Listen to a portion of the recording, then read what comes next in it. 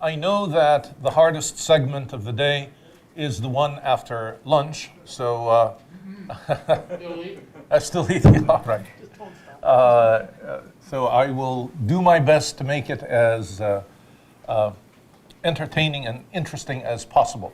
We certainly will be looking at some interesting things that we haven't looked at yet, and so hopefully you will like some of the things that you are about to see. But before I begin the actual presentation, I wanted to follow up on some things because I felt that we've left some gaps that I think we need to address. To pick up on what my colleague and friend Brett was talking about, quant trading. First of all, you should be aware that there's a huge movement in the business towards using quants rather than traders in the business. What are quants? They really know nothing about trading. They are trying to understand and discern what's going on in the market through mathematical computations and sort of conceptual modeling of what's going on without really knowing anything about trading. I'm sorry? Nothing to go wrong with that. No, and actually, it brings sort of a creative perspective into looking at some of the things that we typically look at. But part of their train of thought is they really don't want to look at what traders are doing. They want to look at it strictly from a computational and statistical mathematical perspective. It's very theoretical in nature. And so somebody was asking, oh, I think it was you, about where do I find their papers and so on. Their material is readily available, and as a matter of fact, there are a couple of them that have conferences every year. I've been to one of them. There's one coming up in London in November. It's called the Battle of the Quants, where each of them put out their best and greatest and sort of show off their skill, and each of them do that because if they in fact demonstrate reliability with the models that they've presented, they get hired by hedge funds and some of the other people that don't know anything about trading. So, no, seriously, that's what happens. There's a huge big field now, and I'm sure you've heard the term big data. All right. Within big data, there are many different analytical techniques, and they're all quantitative. There's what we call retrospective analytics. There is real-time analytics, and there is predictive analytics, and there is also intelligent analytics. Does everybody know what all those four different types of analytics do? Oh, past is retrospective, that's correct. Present is real-time. Predictive is going to tell you what is going to happen in the future. Well, what about intelligent analytics? What the heck's that? No, real-time we already talked about. Machine learning and artificial intelligence. So now they're putting the computers to work saying, look, tell us, what patterns are you identifying? The reason that I really want to highlight for you this is what we are going to be dealing with in the future. You need to be aware and cognizant of it. You shouldn't be working on an island thinking that this stuff isn't going on. It's going on, and it is definitely going to impact everything that we do. This is why now, for instance, when a quant identifies a particular trend is in place and the market's going to move in a specific direction, they can also create a head fake. All right, let's make sure we shake some people out before we do that. All that is done quantitatively and by design. So trading is going to become more and more and more challenging. It is going to require tremendous skill, and for us to always keep up on what's going on and to use state-of-the-art tools. Some of what Trevor and Anthony have done in terms of the indicator, for instance, that they just showed, this is one way to try to combat some of that and to stay ahead of the game. So you want to always be using state-of-the-art tools, state-of-the-art technology, and be ahead of the game. That's really how you will have an edge in the market. I don't know if you've been doing this for a long time, but I can easily tell you that if I was still using the same techniques that I was using in the 80s when I traded, I would be losing money every single day. Even though in the 80s I did make money. I don't want you to think I was losing then and then I'm just continuing the streak. Right, no, the techniques have really changed significantly. The tools have changed, and they will continue to change. So sort of anticipate that, be ready for that, and don't let it discourage you. All right.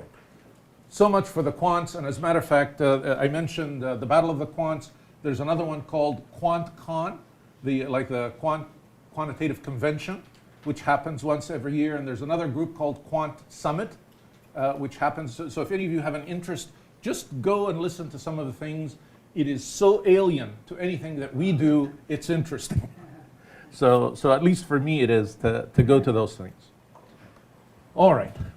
So far, when I have presented the profile to you, I have presented the profile in complete session format. We've looked at day sessions, we've looked at evening sessions, and sometimes we've even combined the two together and looked at a composite profile. Now we want to, as we navigate through the rest of the afternoon and tomorrow, we want to hone in on actual execution. How we use all this information we're garnering about what's going on in the market to determine our exits, our entries, and our short-term reaction to the market, so we can function throughout the intraday environment. And one of the things that I've done here, whoops, did the slide go back? Okay, here we go. I think it's still the same slide. We have 30-minute profiles.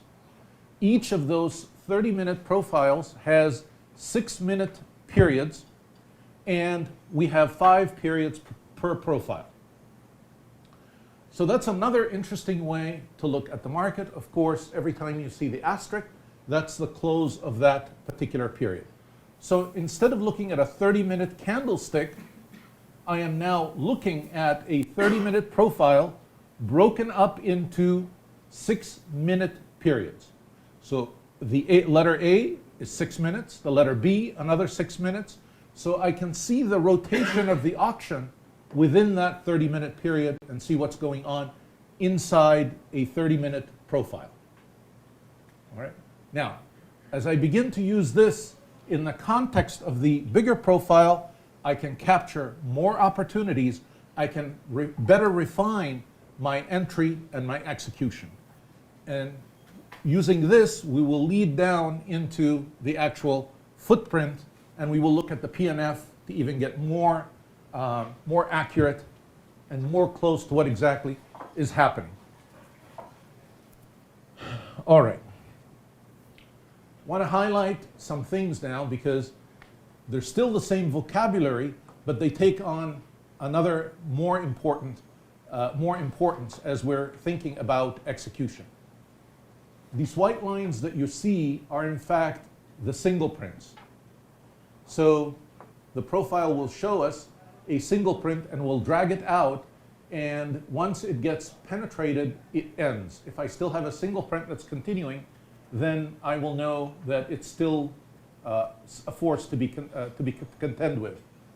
Naked volume points of control and regular volume points of control. So take a look at what was happening here. Volume point of control keeps dropping every 30 minutes. Then all of a sudden, value extends higher from the value area low of that period, and we begin to see a shift upwards. It gets stopped out by a single print, but we still have a high volume node above it. In this case, in this shorter time frame, each volume point of control can serve as a high volume node for me, and when I have a single print below it, that would be the equivalent of what? A low volume node. All right? So again, we come up to here, and then we close the session back at this point. We open and drop, and notice, these are my next 2 high volume nodes. We drop right through them, and then we come back with a higher naked volume point of control at this point. This is each 30-minute, and now what would be helpful is for me to also take a look at the bigger context within the big session. But before we do that, okay, let's see. I scrunched up the chart a little bit so we can see what else is going on below. And we had a prior naked single print, and we have another naked volume point of control. Now, notice when we're going higher, we want the naked volume, low volume node to be above the high volume node. In this case, it's below it, but this is still bullish. Can you see why? Okay. We had to sail quickly above this volume low node, and now we're protecting it with higher volume above it. You see the logic? All right. So now this is a good level of support. Basically, by looking at this chart, I know exactly where I'm trapped between the strong buyers or sellers above and the buyers below. I know where my exact levels of support and resistance are once I take a look at a profile, what I call the micro profile, a smaller profile. So if in fact we break through this, there is an incredibly high probability we're going to continue lower. If in fact we can penetrate above, we are going to head higher. Question? So the naked single print at the very bottom, This one, right. What did it actually look like when it was set? Did you take the low of, let's say there was a tail? It would look like, let's see if I can spot a single print. Problem is I don't have any on that chart, but it would come from a 30-minute profile, not the day session. It would come from an earlier.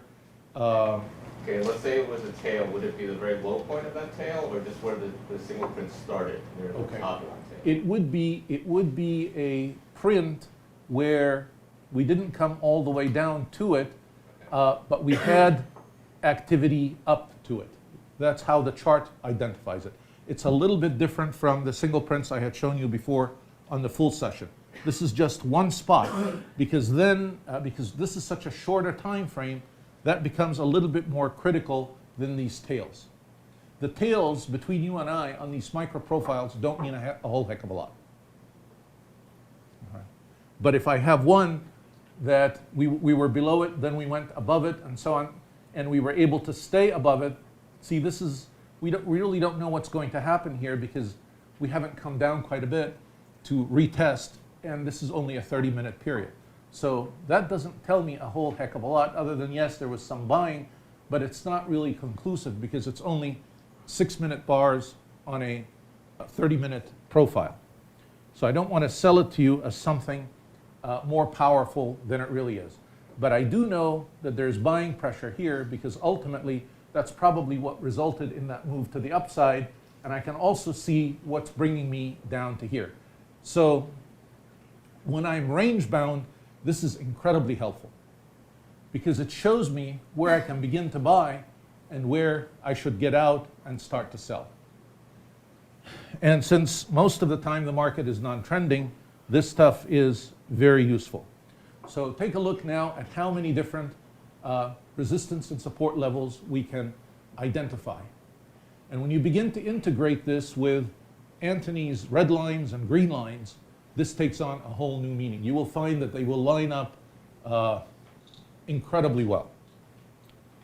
All right. So I know that all this is a resistance level.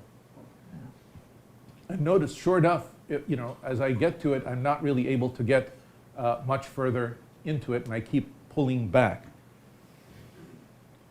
And here's my support level. At this juncture, it's right here because of this. All right.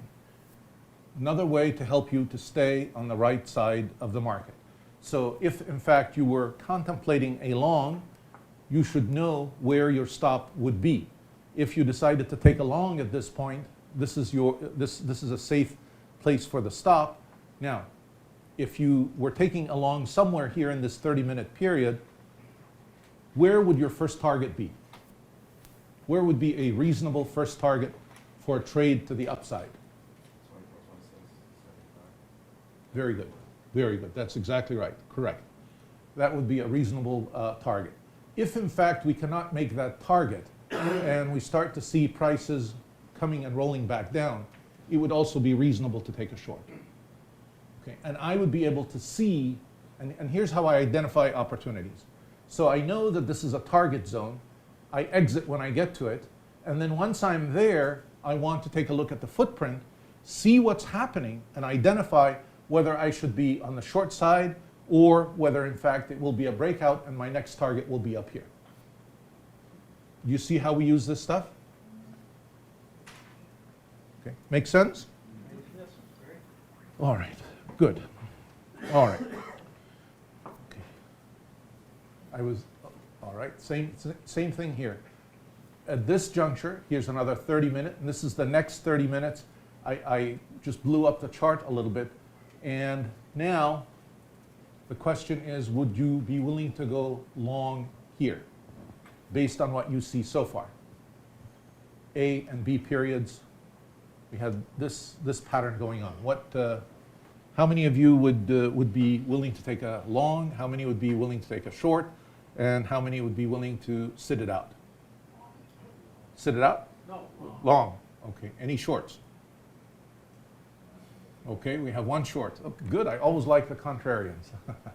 They're great. All right, let's take a look at each logic. If I'm long, what would make me take this as a long entry? What is the logic I would use? It broke above the is this the purple? The next one. Oh, this one. Oh, I see. Okay. So the volume point of control. Very good. Okay. This volume point of control, which is really the highest node of the prior period, we have not been able to penetrate it, and we are well above it. Not only that, very good observation.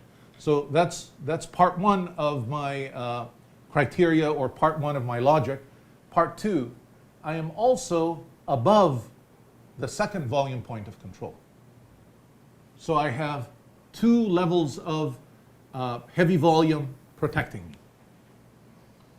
All right.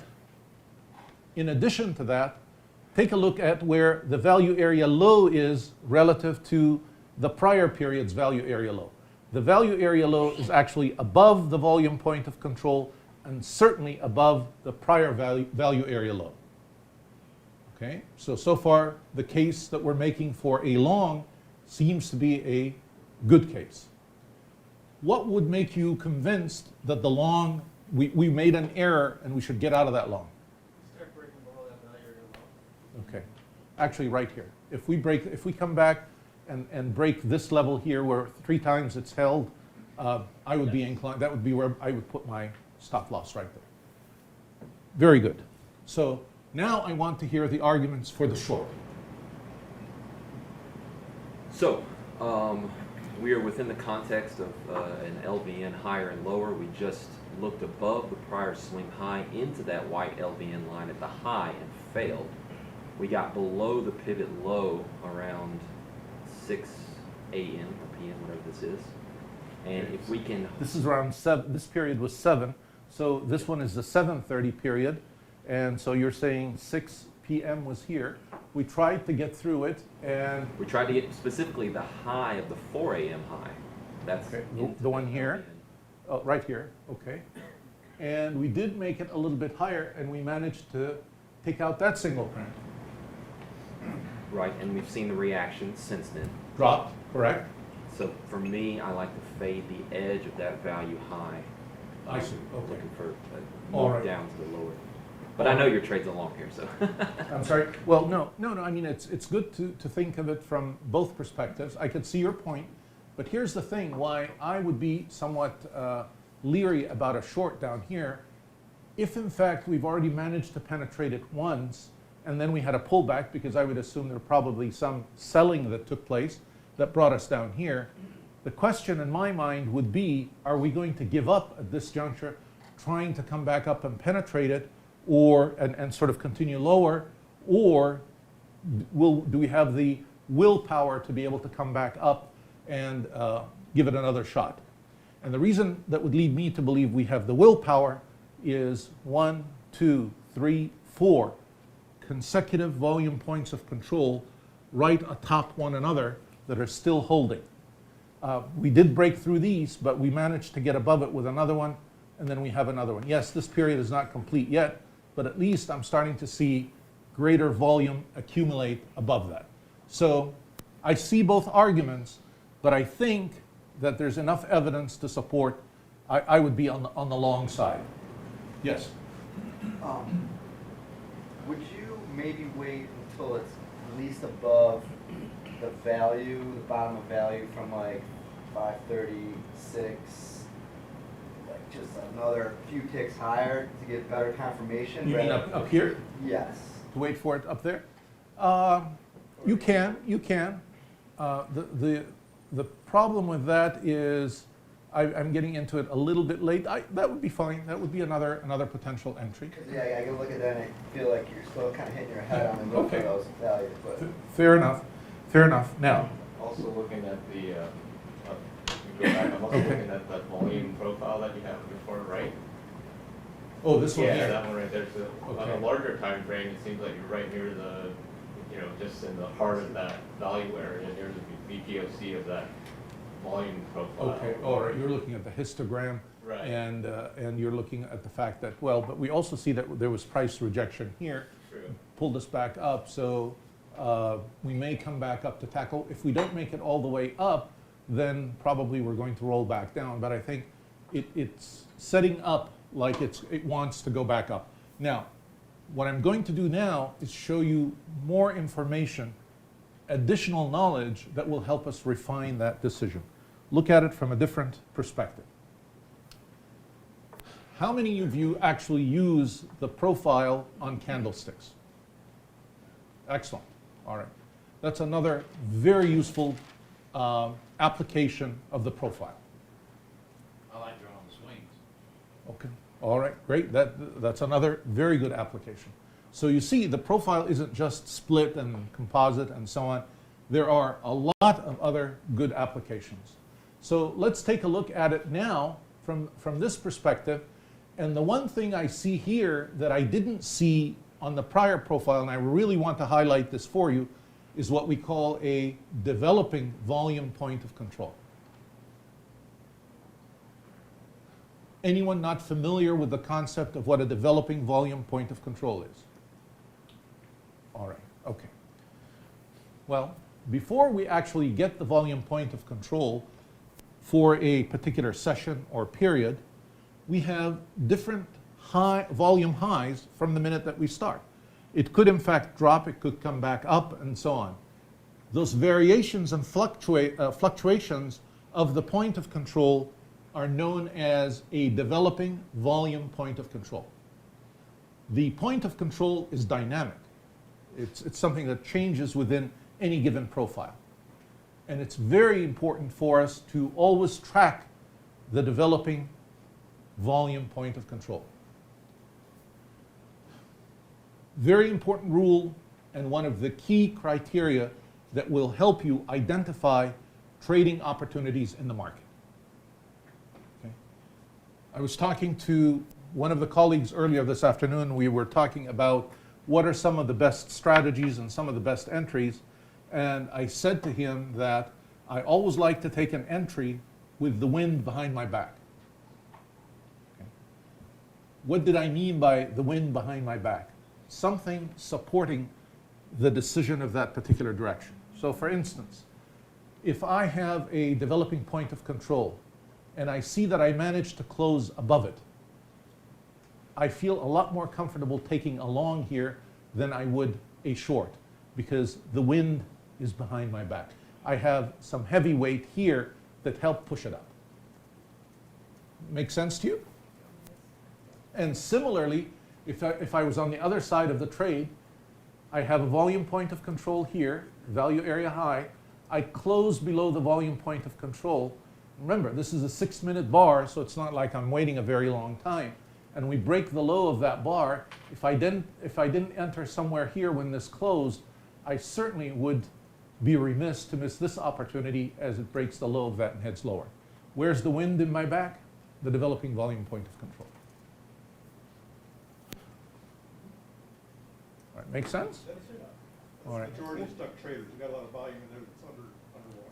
All right. Well, don't always look for the guys that are sinking, because sometimes if you're tracking them too much, you end up with them. You want to know. You want to know. You want to know that if you have high volume behind you, okay, that volume pushed prices in a particular direction. There's some weight. There's some might. There's some momentum there. I have something to sort of anchor on and sort of feel comfortable that it's there. And this is the best way to use the volume points of control. I like the developing because it gives me more opportunities to look at. If I just wait for the volume, for the point of control itself, which is this bar here, there aren't as many of them, and I have to wait until it's completed.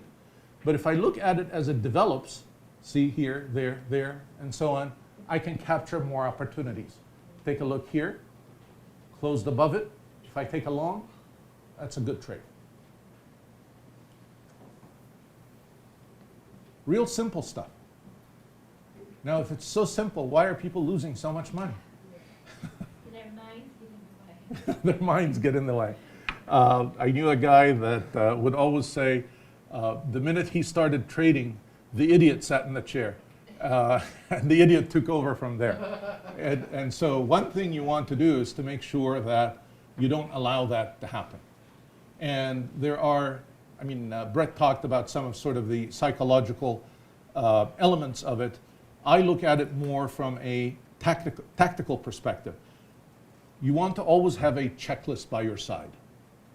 Okay, if I'm going to get into an entry, this is what I need to see for a long, this is what I need to see for a short. Check it through. Do I have all these things that I'm looking for or not? Those are the kinds of things that are helpful and prevent you from getting itchy fingers, wanting to get in too soon, or being afraid. You go through your checklist and make sure that you've satisfied the conditions that would make it a worthwhile trade. All right. Another view, more information. Now, there's a whole bunch more information on this chart that we haven't talked about. What we call the bar statistics. Anyone familiar with bar statistics? Okay, great. Does anybody use bar statistics? Wonderful. I need your help. How do you use this? All right. How do you use them? What do you do with this stuff? I thought you were going to say I was going to ask you the same question. Volume, delta, We use volume, delta max, delta min. Okay, you actually get into the delta max and the delta min and so on. Okay, all right. I don't have those on here. Let me ask you this question. To what level of, how reliable have you found them? The delta max, the delta min? The delta max and the delta min depend on what periodicity you're using. Okay. So I find that, say in a 4 PNF ES, a 4,000 to a 6,000 max or min delta are exhaust. Okay. All right, so that's how you're using it. Does everybody know what we mean by a delta max and a delta min? Okay, good. I will explain it. I mean, I'm saying good because it was a good question to ask. Does everybody know what we mean by the delta? Okay. All right. What is the delta? It's the difference between the buying and selling orders. Okay. All right. If you will allow me, I'm going to correct that a little bit. All right. You said buying and selling. No. The delta is the difference between the volume traded at the bid and the volume traded at the ask. Okay. Why is it important for me to replace the word buying and selling with bid and ask?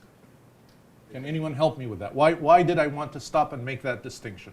Because bid and ask doesn't tell you if it's buying or selling. Thank you. Exactly. So you see, you want to get out of that mindset of thinking that all transactions at the bid mean selling and all transactions at the ask are buying. We just know that it's the difference in traded volume between those two levels within that particular bar. That's what a delta is. Okay, very good. Is everybody on board with that? Everybody knows what the delta is. Very good. What's a delta min? What's a delta max? Within that period, as you're tallying the cumulative effect of the delta, what was the minimum and maximum reached? Very good. Okay. At some point within that bar, I had a maximum positive delta, and at some point I had a minimum negative delta, or a max negative delta, if you will, which would be the minimum. Not necessarily negative, but Right, well, right, a min delta. High and low. High and low, high and low. Yeah, That would be, overflows type thing, but it's right, definitely- high and low, exactly. So that's my max, and that's my min delta. Now, what information does the max min give me that the delta on its own does not?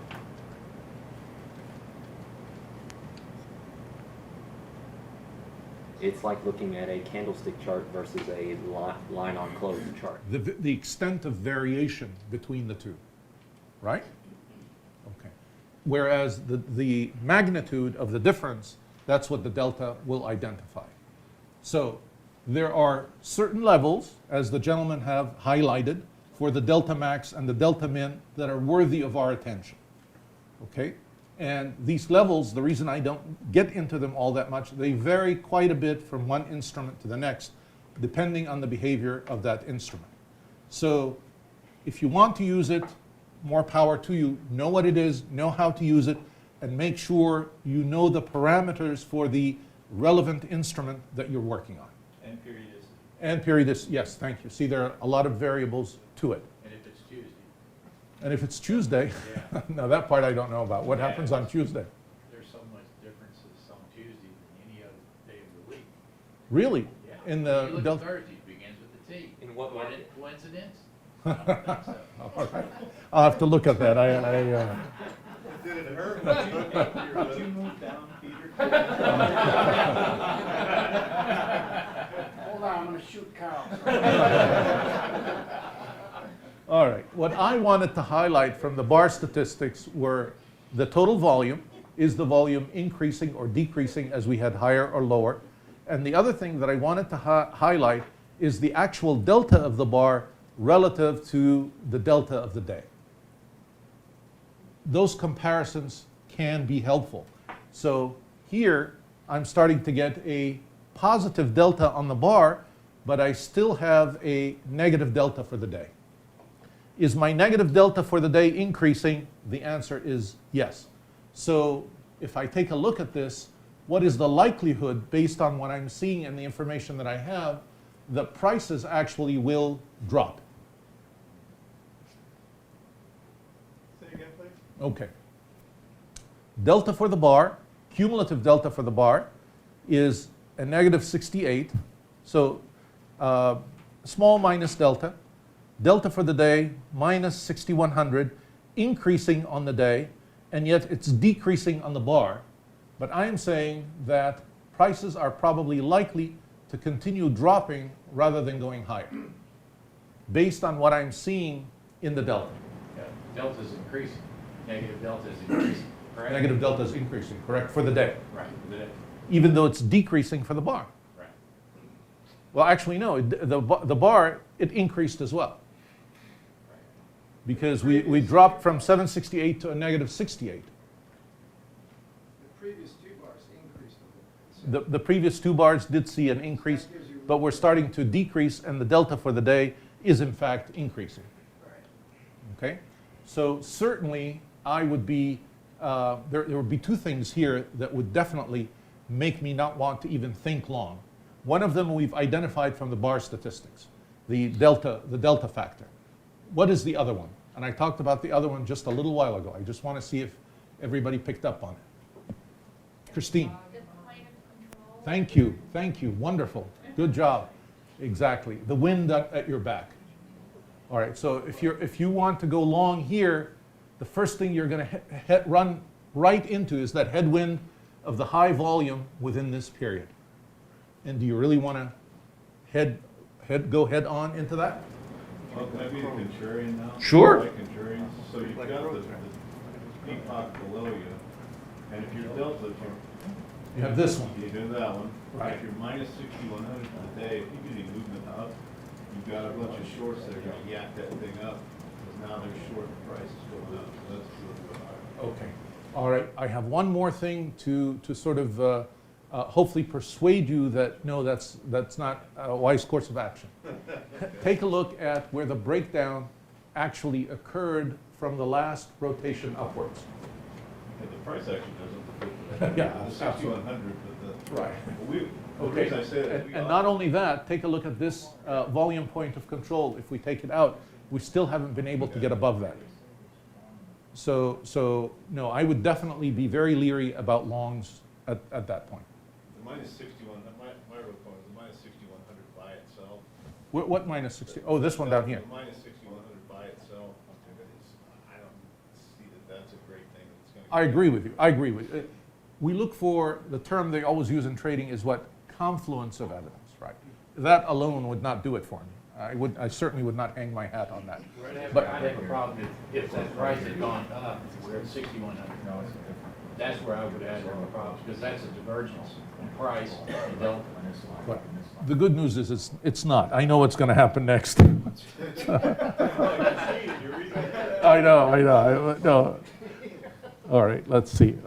And this is the breakdown that I was highlighting for you. This was the last time we had support. We broke down right through it. That's a very critical level. And I really would not get very bullish until we got above there. I thought we said long on the last view. Yeah, this is the same chart, right? The same chart. That you were arguing long Where were we arguing long? Go back. when we looked at previous- your micro profile. Oh, at the actual micro profile? Yeah. Okay, let's go take a look at it. I think we were looking at a little bit earlier. Maybe it was different. Yeah, it If was, there's a head fake at the let's high, let's go right let's now, go you're back. Let's go retesting back. the Swing low. Okay. Is that different on today? Those are the first two bars. So, okay, let's go back. It actually didn't show, it's the same price action, and it didn't show that it went up. It was still, Close. I'm sorry? Different close. It didn't close. Those two bars were still open. What I wanted to do before we made the decision is to actually take a look at it from a different perspective and look at more information. Okay? So it's the same exact thing. We really haven't gotten to later yet. So we don't know what happened. I know that it went down, but So those two charts are the same. two charts are exactly the same. Just a different way of presenting. Right, different way of presenting. Neither one has more information than the other. All right, so let's okay. All right, again, I want to highlight the importance and the helpfulness of the developing point of control. See, there was one here as well. And notice it dropped down. Now, this is kind of interesting because we had it drop down to here, and then we had another developing volume point of control. Prices came up to test it and brought it back down. Then we dropped all the way down to here, came back up to it, and then this time we managed to close above it. And then we went higher up to here, and we have two more developing volume points of control.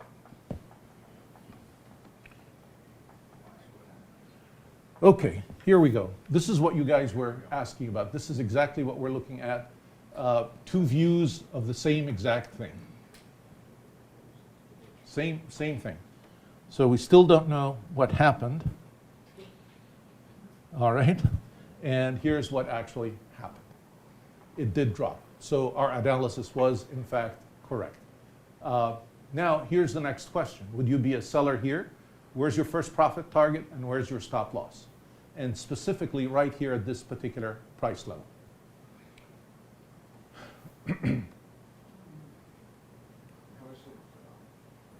Well, this bar dropped all the way down to here, okay?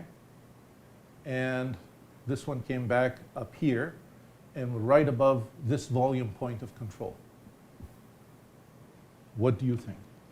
We need more context. We need to be able to see what's below this area. Correct answer. Excellent. This is not a trade I would want to take either way. I really don't have a good confirmation, and Christine now always knows she wants the wind behind her back that VPOC isn't there to support me, I really wouldn't do anything at this juncture. All right, let's put things in context. This is the value area low for the day session, for the full session, which is the 24-hour period, not just the day. This is the volume point of control for the full session, and this is the developing volume point of control for the actual, let's see, full session. This would be for the full session. So now instead of looking at just the 30-minute bars, we are looking at it in the full context of the entire 24-hour session. Does that change your perspective?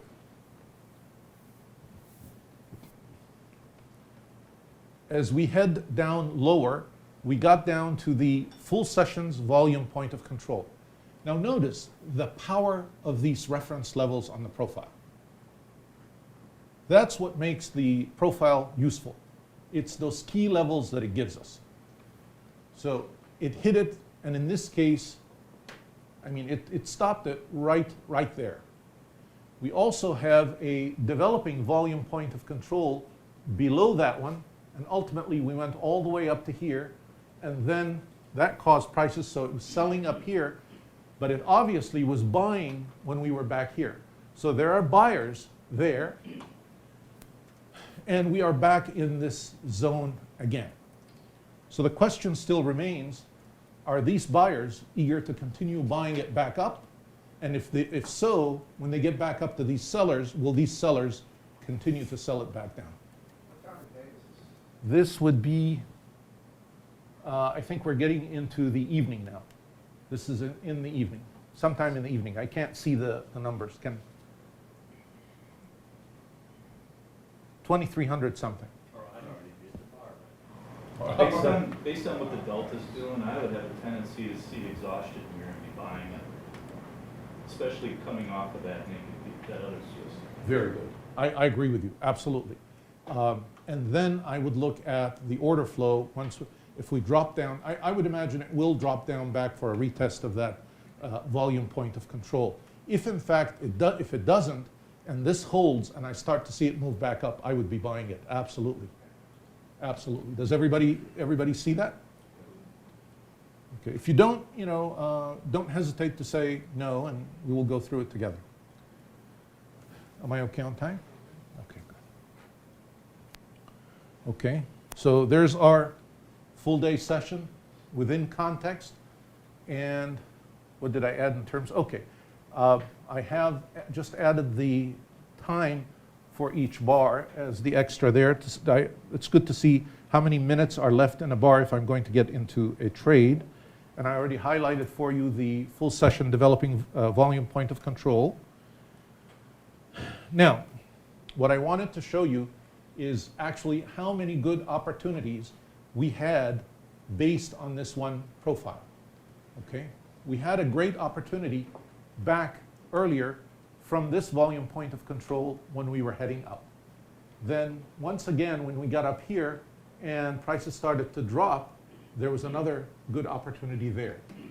There was a third opportunity here when we start developing volume point of control drop, and then we were able to get above it. Then once again, as we broke through and dropped from that volume point of control, we had, there was another one here where we dropped below it, and then we continued lower. Now, when you see two consecutive developing volume points of control, and we continue to drop below them, that tells you there's going to be momentum to that move. The wind is really behind you. You've got two developing volume points of control, and prices are continuing to move lower. The one thing to keep in mind is you want to make sure there's enough of a gap between these two, because sometimes they will play a trick and they will have a developing point, a volume point of control right above another one to give the illusion that we're dropping, but it doesn't really drop, it heads right back up. Quite often they will do that when the market is going to make a U-turn. So you want... Double top, right? Where's the double top? Number 5. You have a top here, and then you have another top there. I don't real, a double top means the two tops are exactly aligned with one another. The volume bars are lined I'm sorry? up. The volume bars are lined up, but not the price. These are 6-minute bars. What You're right, it's not exactly double top. Okay. All right. Okay. At least it's not the double top I'm familiar with. It is. There are two tops. Lined up. If you look at the purple and the. He means the yellow. VPOX, I believe. Oh, the VPOX. Okay. Okay. So, but you see, there was another one back here. Did you see that one? See, it went up and then it went back The green down. and the purple, like the heavy volumes lined up. Right. I have heavy volume here, and that volume led prices to drop below it, and it closed below it. So when Okay. you break away from those two bars, they're Right. short. Right, and you notice that this gave me a nice move. What I'm trying to help you discern is when you're going to get momentum. See, because we had that one, drops down to here, high volume dropping in the direction of the trade. So you would sell it below that number 6 right there, point of control. You could, the safest point to sell is really when we close below that developing volume point of control. Now, we got the other one here, and we were really not able to get very far up there. If you missed that opportunity, your next opportunity is when we take out the low of this prior bar, and you're below the other developing volume point of control. I got it. Where the number 5 is, what was the delta on that? So That number 5 bar, what was the delta on that one? positive delta. Okay, yeah, but what was the number? 5,000 something. Okay, so the next one You're giving me over. an eye test. Yeah, well, the next one over, the purple one. Yes, this What's one. next to it, what's the delta on that one? It's 7,000. There was more delta put up and we made a higher price. Okay, 7,000, right. But where did you end up closing? We closed below. Right. So that's what I'm saying, is that we started going up and we put in a lower price at a higher delta. So we have what we would call a Divergence. delta divergence. Yes. Right. And usually, what does the delta divergence tell us? Well, when we could see it, it told us quite a bit, but we can't see that. Why can't you see it? We don't have it on those charts. Oh, okay. You mean on the new market delta? Yeah. Oh, okay. Do you have it? Yeah. Do you have it? Do you have the cumulative delta? And the 987 reversal chart, you have that? I'm not, are you talking a delta divergence? Delta divergence, indicator? the 987 delta divergence. Yeah, You do? just talk to me, we can, yeah. Dr. Kepler, Yes, sir. so I'm assuming there's a reason you use candlesticks, and are you using the formations at all to read anything? There's many formations there that are, All right. bearish engulfing, I mean, there's all kinds of. Okay. All right. The reason I use candlesticks is really for ease of visualization. I can also integrate candlestick patterns. Mention one of the patterns that you just saw. Share with me anyone that you're seeing on the chart. Well, after number 5, the bearish engulfing, right there. Okay, 5, a Next bearish candle- next engulfing. candle is a bearish engulfing. This one here? No, the next one, This one here. yes, Bearish engulfing of what? of all of the positive candles. Okay, well, let's see.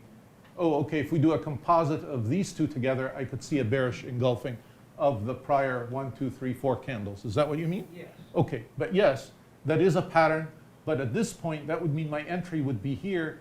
I'm entering a little bit later than what my other information would have led me to do. So yes, that would be another potential entry. So what is your purpose in the candlesticks? Because they do give you more information. Okay. My purpose in the candlesticks and why 6 minutes, first of all, I like the 6 minutes on the 30-minute chart because not many people use the 6 minutes. So they give me a perspective that not many other people are looking at. Okay? Most people tend to prefer 3 and 5-minute candles. The 6 minutes will help show you some things that those charts will not. That's one. I really, even though I am familiar with candlestick patterns, and Steve Nissen and I have talked quite a bit, so I know all about his work. I think the profile transcends that. And I don't think candlesticks really become very meaningful on a shorter time frame. Candlestick patterns, the shorter the time frame, the less meaningful they are. The longer the time frame, yes, they begin to have some merit or some weight, but then I also then do a volume distribution on each of those candles in addition to the pattern to be able to interpret it better. Okay, so that's why I didn't talk about the candlestick patterns.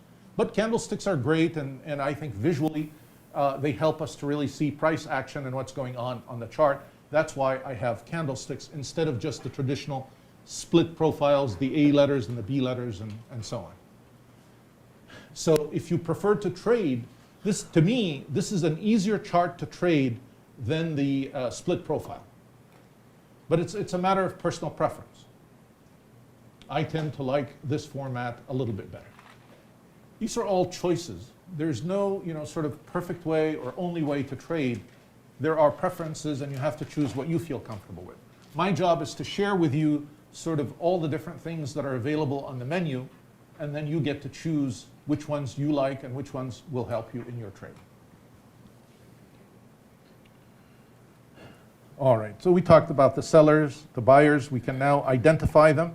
And the interesting thing is we are still within value for the full session. Okay. The importance of always analyzing in context before you put on any trade. You always want to make sure you take a look at what is happening in the current day, in the current week, and by current week I mean the last 5 days, in the current month, and by that I mean the last 20 days for the month. The prior day session, the prior week, and the prior month. All these are very, very important reference points that you should always be looking at for the overall context of what's going on in the market when you do your analysis. Someone yesterday, I believe, asked about, we were looking at July 5th and July 6th, and someone said, well, what about July 7th? And I said, gee, why did he want to see July 7th? You actually, Because of that high low. you actually aroused my curiosity, and so I had to go back and take a look at this, and I actually did a video replay of the day to take a look at it together. So first, let's take a look at why you thought there was something of interest there, and let's address it. Okay. The reason when you had looked at the high-low from the high volume node and the low volume node, so when you had those, where was that? Was that yesterday? It was on Okay, let's put things in the, context so, first. Go yeah, ahead. so look at, what would that be, July 6th?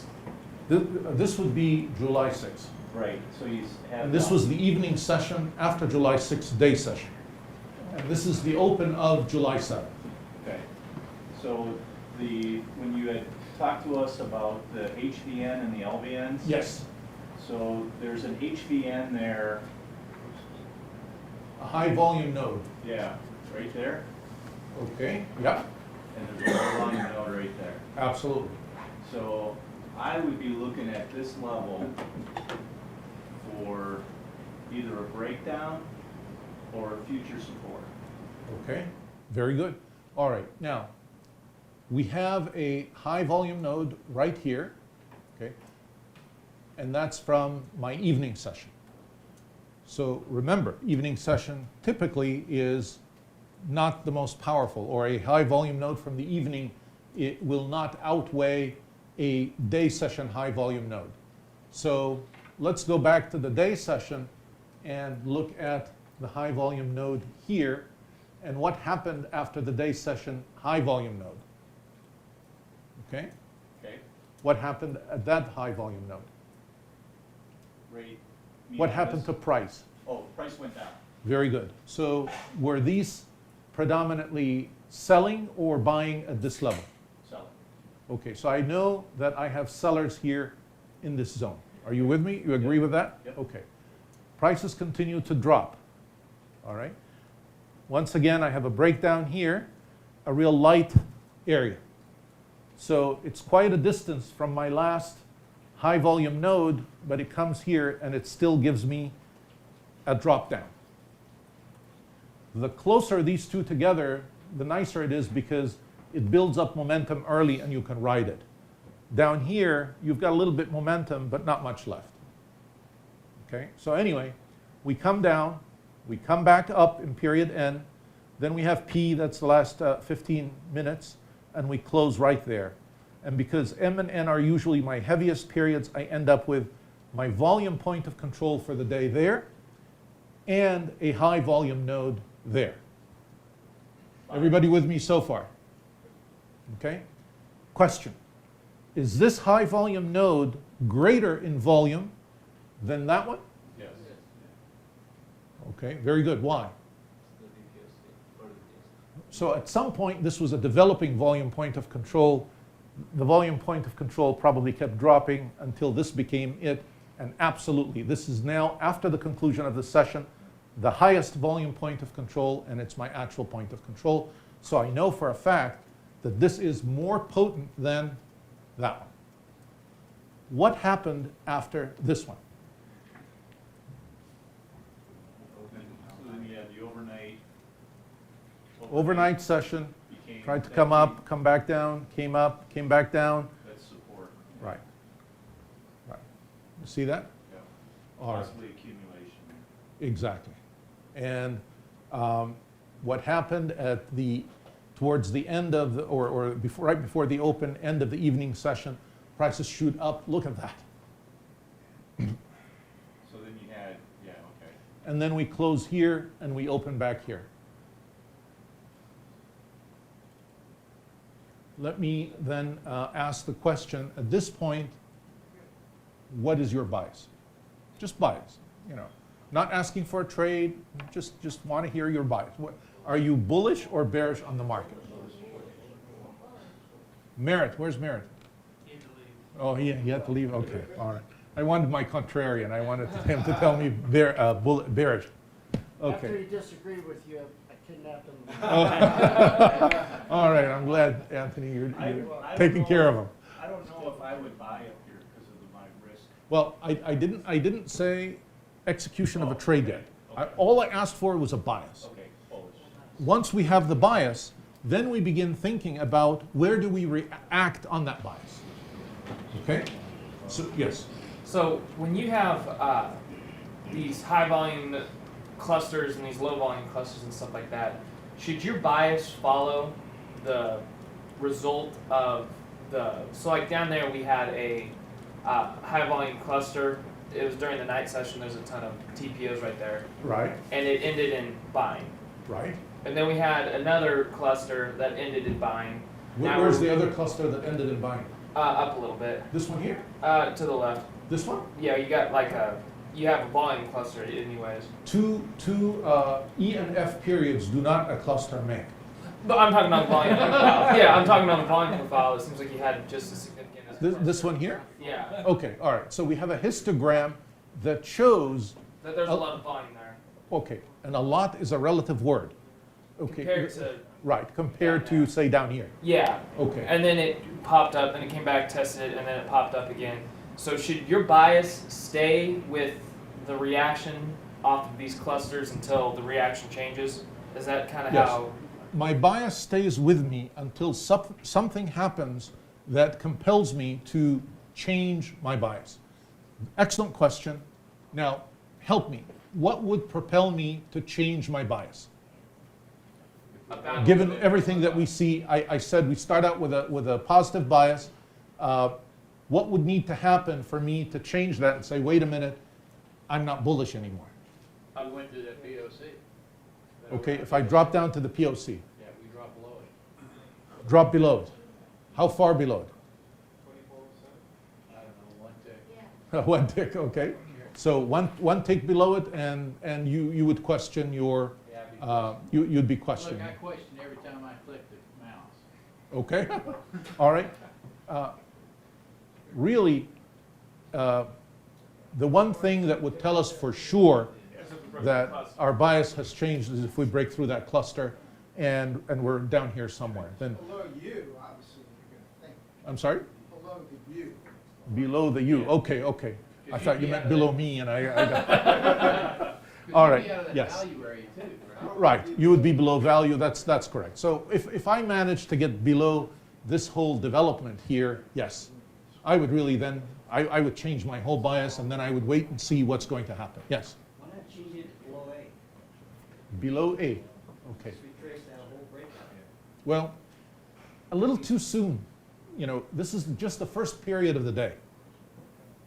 So, and in fact, it was fairly bullish. You know, the outcome of A was fair. I took out the high of the evening session after all. Why would I? Well, I'm saying, yes, what would you get bearish? I'd be bearish. Oh, okay. If it comes down here, it could conceivably come down below it one tick or two, but that still would not change my bias because it's not. For me to change my bias, something has to have happened to really change the dynamic of what I'm reading. You see what I mean? It isn't about just one tick or two ticks. It changes the whole dynamic. Would it change, to me, like a change in dynamic would be, there's an obvious battle between like bulls and bears, Yes. and then the bears won. Right. Would that be what you're looking for? Yes. Okay. What Okay. I see here is this consolidation, and I do this a lot, I'll put a Fibonacci on here, Okay. and due to a 100, a 161, and a 200%, generally the Asia and Europe traders right here, the ones that were long, took profit here and here. Where are you pointing to? He's pointing up here.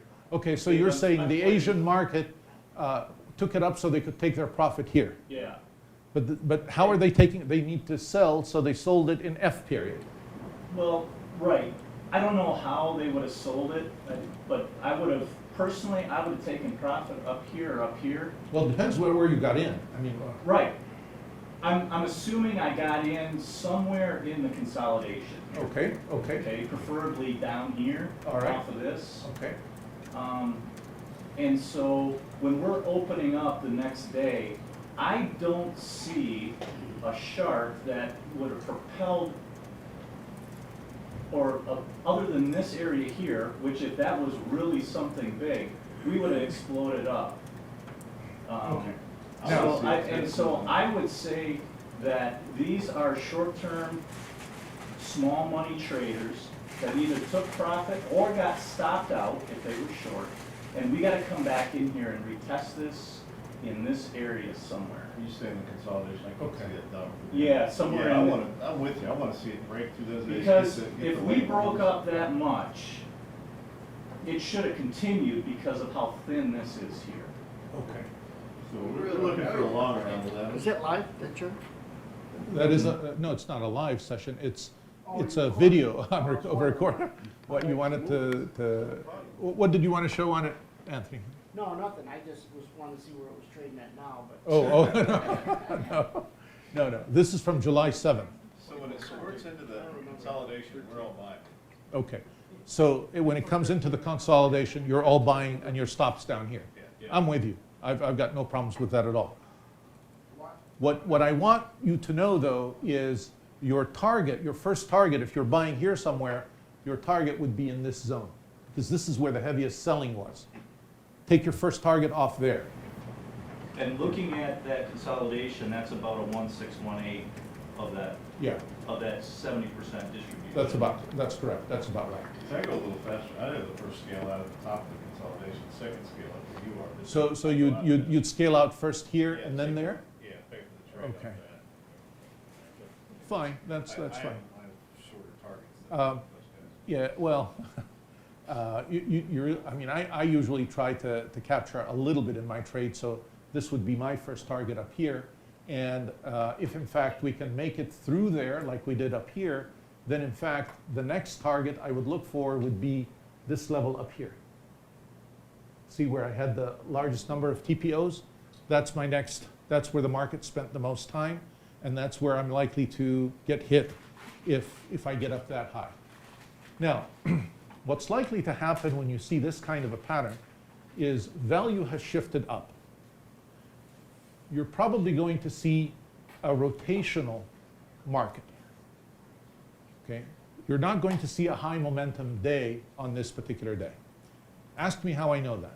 How do you know that? Okay, thank you. All right. Now, remember my high volume node, low volume node rule? It applies in this case, doesn't it? But it's not going to give me a momentum trade. Why? Because the high volume node happened in the evening session. And even though technically it is a high volume node on a low volume session. And similarly, this is an even lower low, and so I don't put a lot of credence in it.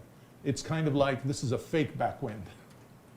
At best, I might rotate above it, but I'm not going to see a strong move or a strong push to the upside, but it definitely is still very bullish. I mean, sometimes this happens, it's an inventory adjustment, meaning before the open, and then they adjust their inventory and then bam, they're trying to sell it back down.